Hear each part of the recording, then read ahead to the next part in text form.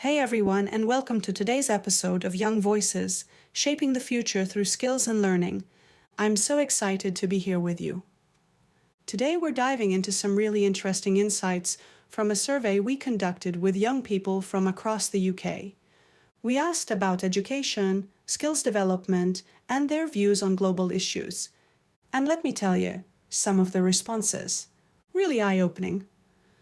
So let's get into it. Education.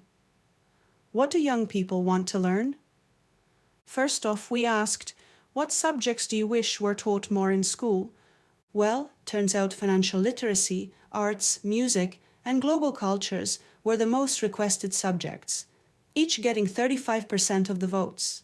Other popular topics, health and wellness, environmental education, and even coding. It's clear that students want more real-world skills, not just textbooks and exams. Honestly, I get it.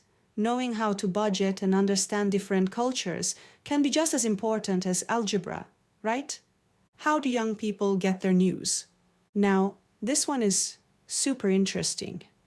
We asked, where do you get your news about world events? Any guesses? Yep, you probably got it right. Social media is the number one source.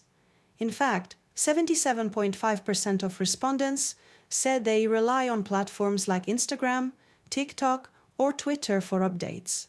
That's way more than traditional news sources like TV, 40%, or newspapers, just 2.5%. So, what does this mean?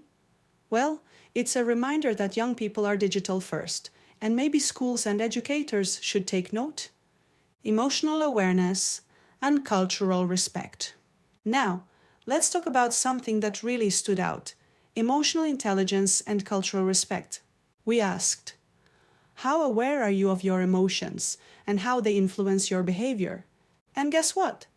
60% of young people said they are highly aware of their emotions.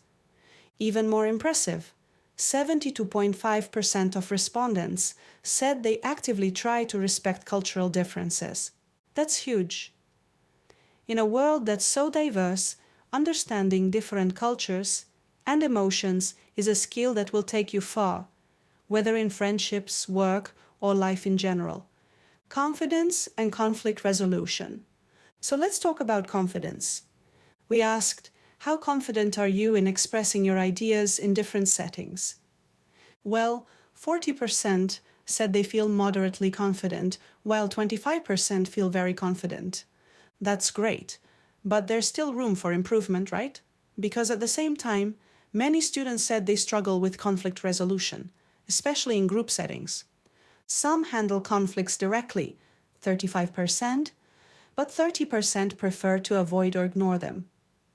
And get this, only 2.5% actually seek mediation. Clearly, there's a need for better skills in handling disagreements and resolving conflicts productively. Making school more engaging. Now, let's talk about what students actually enjoy in school. We asked, what kind of school projects do you remember the most? And the answers? Creativity and teamwork. Some of the coolest projects included 3D printing models, F1 in Schools challenge, a memorial football match for a teacher. Clearly hands-on, real-world projects leave a lasting impact. Youth and global peace. What's the role? Finally, we asked young people how they feel about their role in global peace and sustainability. And honestly, the responses were a mix of optimism and uncertainty. Many said early education and youth involvement are key, but others admitted that global issues can feel overwhelming. That makes sense, right? But here's the thing. You don't need to change the whole world in one day. Small actions, even in your own community, can make a difference. Final thoughts. So, what did we learn today? Young people want practical, real-life skills in school, like financial literacy and global cultures. Social media is the go-to source for news, so digital literacy is more important than ever. Many feel emotionally aware and respectful of cultural differences, but confidence and conflict resolution still need work. Engaging hands-on school projects make the biggest impact. And finally, youth want to be involved in global issues. They just need the right tools and encouragement. So, what's next? Well, at PAB Languages Center, we are committed to empowering young people by sharing knowledge, stories, and real-life experiences. And we want to hear from you. How do you think schools could do better? What skills do you wish you had learned earlier? Drop us a message and let's keep this conversation going. That's all for today's episode. Thank you so much for tuning in. If you found this interesting, don't forget to share it with your friends. And remember, learning languages and cultures isn't just about words. It's about building bridges and understanding the world. Until next time, take care and keep learning.